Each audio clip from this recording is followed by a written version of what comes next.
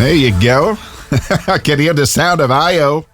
Welcome, Io. We just heard your song Let Me Go featuring the lovely vocals of Daisy Guttridge, and we love her. We love her as a singer, so welcome.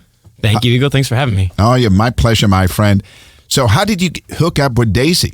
Actually, the track was, it began as a collaboration with just me and Tommy Trash. And Tommy and I had a couple of records that we worked on a long time ago, like two years ago, almost 3 years ago, under a different project. And that record was kind of a B-side. It was a record that we never really finished. And it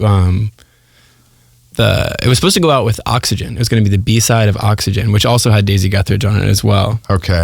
But this one ended up kind of taking the back burner. We couldn't really figure out what to do with it. It was just an instrumental at the time.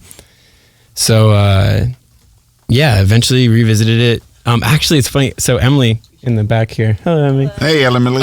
Emily, she, once I signed a bunch of records, I started a new project, started doing this IO thing, and signed a bunch of records to Mousetrap. Emily had just started working at Mousetrap at the time, and I'd known Emily a long time ago. And she was like, oh, like that record with Daisy's so good, the Oxygen record. We need to do another one like that. I was like, I actually have another record with Tommy that we just never finished. And so she's like, all right, we'll get on the phone with Tommy. Tommy was in Thailand at the time. And got on the phone with Tommy and was like, yo, I think that's mine. It's really loud. Is this yours here? Yes. Okay, sorry, my bad. We're just messing with volumes in here. It's cool. We're having a good time. Anyway, so I got on the phone with Tommy and I was like, yo, Tommy, we got that record. We should finish it. Mousetrap's really interested. Do you think Daisy would want to sing on it? He's like, actually, yeah, I have a couple of Daisy vocals that I haven't used. He touched base with Daisy, and then the record just kind of fell into place from there. Yeah, and became a big hit for you. Yeah, it's a good record. I mean, it was something I always played the instrumental in my sets and stuff. I had a different vocal on top of it at the time and would mix it in with a Sander Van Doorn record for some kind of like progressive dramatic effect in the middle of a set. And it worked really, really well. And so I knew that the record had a lot of potential, a lot of legs in it. It just didn't have the vocal that would really put it in motion. So the Daisy vocal ended up being like, I don't know, perfect. So we're going to be playing a bunch of your new music here today. And before we do, I've been interested in your name. Like it's a little I _ little O. What does that mean? Oh, man. It means a bunch of things. I don't even know where to begin. I don't know what the short Cliff Notes version of this is going to be. But for the most part, the aesthetic kind of gives it away. It is binary, like input, output, or ones and zeros. So it's got like the hacker-ish vibe or like the computer age vibe. Okay. But it comes from like a long-winded philosophy about the concept of like singularity and the concept of infinity, and also that being, I guess, I don't want to like just go into a bunch of nihilism on like the first question here, but it's more or less how everything is all one thing and one thing is also everything. So it's infinite and one are the two, is what IO actually I also stands like for. the input-output. It's like what you put in and then what comes out that we all love. Yeah, and I mean, the thing is that I'll get messages all the time, people asking me what it means, and the people I don't reply to will just continue to conjecture their own thing. Through the direct messages will just be super long and be like, I think it means all this. And I'm like, yeah, man, that's actually would have been way better than what I came up with. But yeah, it's got a lot going on in there. And the proper pronunciation is I-O. I-O, yeah. Okay, very cool. So tell us a little bit more about yourself, because it seems to me that you came on the scene really quickly, like last year as I-O, and broke through so fast, like, signed to Dead Mouse's Mousetrap label. And how long have you been into electronic dance music? That's kind of the way, I don't know, I always think about, I was talking to this about kind of like coming into the limelight or whatever. Nothing happens overnight. Like there is no such thing as like an overnight success. And if something is overnight success, then I think it dwindles just as quickly. Like your trajectory of ascent is the same as descent. So if you have something that's kind of a flash in the pan, that this pretty much dissipates just as quickly as it showed up. So when you have something that seems to come in overnight but has lasting power, the general, like I guess, prognosis you could say is that it's been bubbling under the surface for a long time. So I've been in music for 8 years or so. Oh, okay. Producing under various different aliases and doing music for like trailers and commercials and stuff like that. So I've been making. Is there something that we would know? Did you have a big hit under a different name? I don't like talking about the old project much, just or any of the old projects much, just for the sake of I don't know. I just don't really bring it up much. But it's I did everything. I did everything from writing music for other people, like ghost producing, or writing music for TV and movies and stuff like that. It was just any kind of music at all, and anything that paid the bills. I'd done it. Okay. This project particularly was, it did happen kind of, it felt like it happened for me like quickly, like the music came together, the brand came together, everything, like Mousetrap came over and were interested in the music quickly. The management that I have now came in quickly. But all of that was relationships that I'd built over many years. A decade, yeah. Okay. So I read a post on your Facebook. It said, exactly a year ago, I played my first I.O. set at this club as a support act. Oh, yeah. Yesterday, I came back as a headliner, sold it out, and was scheduled to play a 3-hour set for the best fans in the world. Fans so good, they let me play an extra hour. Hell is empty. All the demons are here. So I wanted you to tell us a little bit more about that gig. That was a show in Chicago at this place called Soundbar. And my manager is a good friend of the owner of the club, and I'm a good friend of one of the people that played at the club. It was No Mana. It was the... You've done other work. You did a remix, I think. We done a couple collabs together. One was like a bootleg remix of Knife Party. Yeah, that's the one I heard. And the other one was like an original that I put up on his EP. So I'm friends with him, really good friends with him, and just the relationships again that he'd built over time allowed that show to happen a year ago in March, I think, or April. Excuse me. And so flew out to Chicago, kind of like not really expecting much, never played a show, not really sure what the set's going to be. It's like I had a lot of music. I knew I wanted to do dark techno and stuff, but it's an American crowd. I don't really know how it's going to go. And I was playing before No Mana, and it came together really quickly. It was like really good vibe. The crowd was really good. It was kind of like one of those things where you're like, I don't really know if they know like what's going on, and I don't really know what's going on, but everybody's there together, and it was a really, really good show. So much so that the owner of the club was like, "Yo, we need to have you back. Like, but you're gonna headline next time." And so I was like, "Okay, for sure, whatever." Like, you always hear stuff like that. So fast forward though, we ended up going back to the same club, and like there was just so much hype behind the show. It was kind of wild. And I was doing Dolby Atmos, which is this like system that it's like surround sound on, I don't really steroids. Know. Yeah, I mean it's like I was gonna say on crack, but I feel like I shouldn't talk about drugs on the show. But too late. Yeah, I know. Don't tell my manager. Anyway, or tell him, he's gonna hear it anyway. So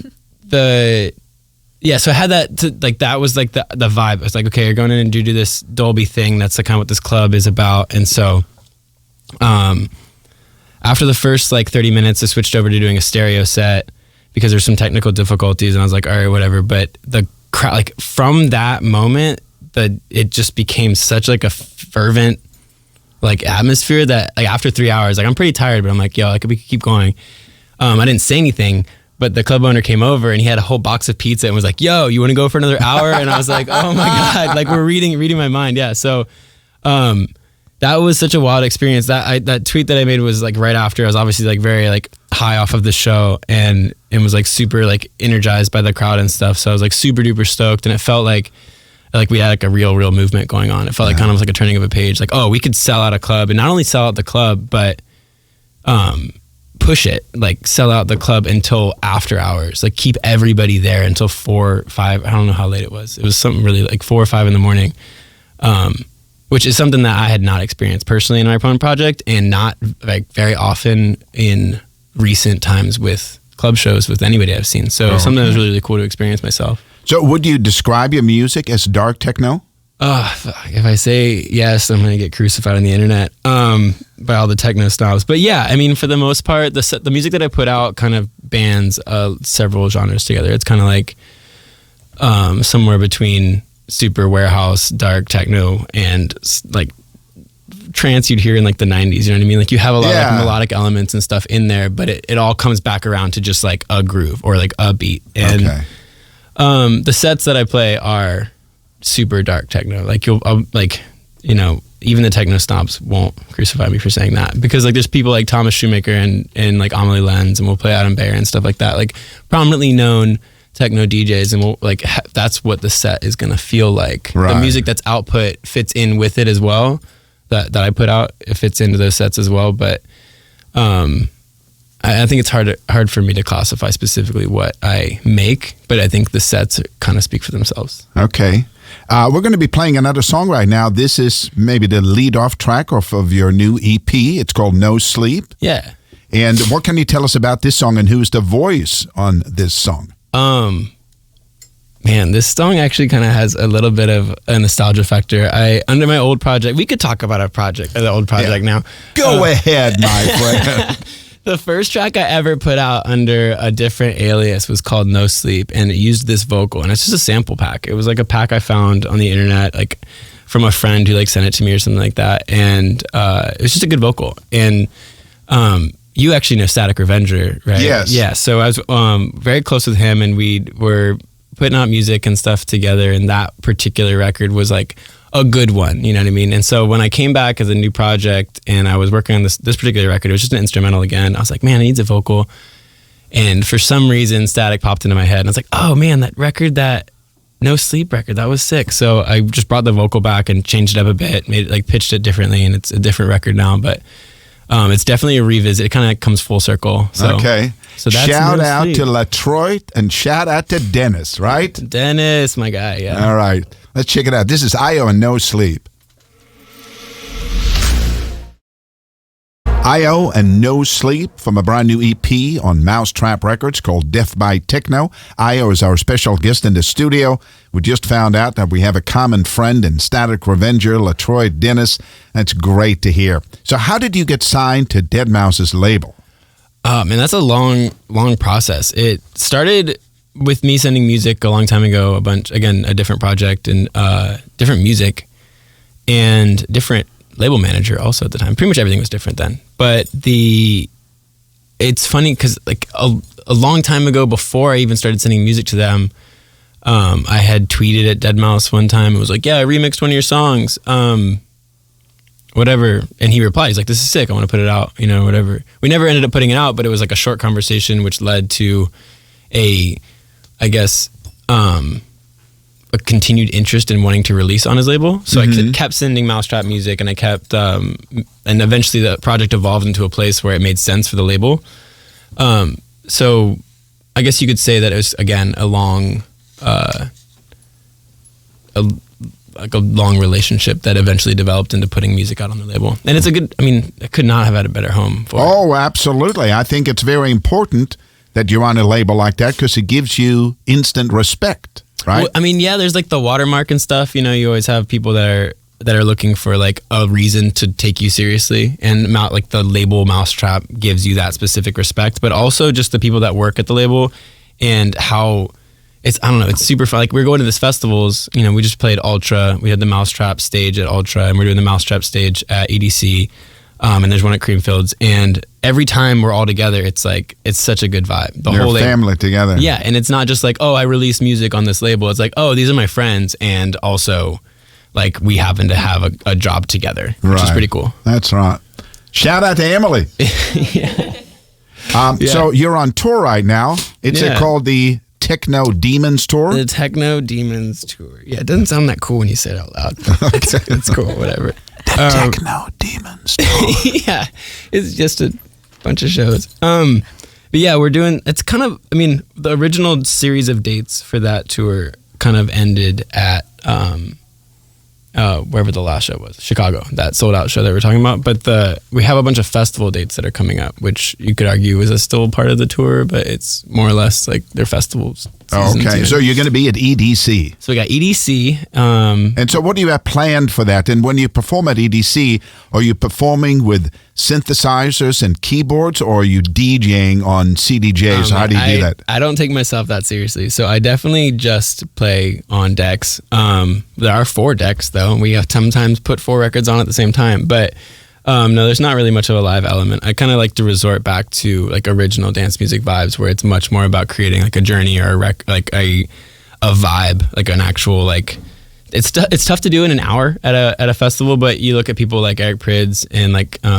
his counter alias Srez D and then Adam Bayer and stuff, and they're able to create a really, really strong vibe at festivals. Yeah. And that's more or less what we're trying to get at too with the live stuff or DJing stuff. So if people wanted to read up on you, future releases, more tour dates, what are your socials? It's at sign I_O official is all of them are that, I think. Okay. I don't know if Facebook is. Does anyone use Facebook anymore? I don't know. If you do, then it's on there. I'm on Facebook somewhere. I don't know what it is though. I don't know what the handle is. Is there a handle on Facebook? How does Facebook work? URL. All right, cool. .com/IO something. I'll look it up. Google it. Okay. I have another question for you. Yeah. What does death by techno mean? Death by techno. I don't know. So God, there's a few people in this room who are not going to like this topic, but the brand itself is kind of derived from this like hopeless nihilism, and which is just generally my personality of talking about killing myself all the time. And it's kind of funny to the fans for whatever reason. It's funny to me too, but it's really caught on in the sense of like everyone, God, the amount of like Twitter interaction I have of people telling me to kill them, like sarcastically, obviously, not really, I'm not going to kill anybody, is really funny. And so we've kind of capitalized on that notion of, I don't know, it's like I don't know, it's like the darkness kind of like it creates this, I don't know, like unity. It's weird. It's kind of a weird thing to describe. So the death by techno is more or less like the song is just, it's ruthless, and it seems to really relate with the people, and so people that I also relate to as well. So I don't know. I don't really know how to answer that question. Death by techno it's techno. It's just weird. You can say that, like what they do in Jamaica, they say murder somebody with music. You're going to murder them with music. Yeah, I'm trying to. Or really like hard. you killed it. Yeah. It's definitely like, I'm not trying to keep the dark, like super serious dark undertones, but there are definitely a lot of dark undertones in the music, in techno, and all of that. I think dance music in general, and definitely in my own personality. So the death by techno really kind of, I guess, encapsulates all of it at once. But it's also really cool, and we're all having fun, and no one's going to die, really. Well, it was great to meet you, my friend. Yeah, thanks for having me. Congratulations on going on a brand new EP just out right now on Mousetrap called the Death by Techno EP. Yeah. And it also includes the song that we played right before, No Sleep. And we'll look forward to see you at EDC. And thanks again, my friend. It's great to meet you here. Thanks for having me. Groove Radio.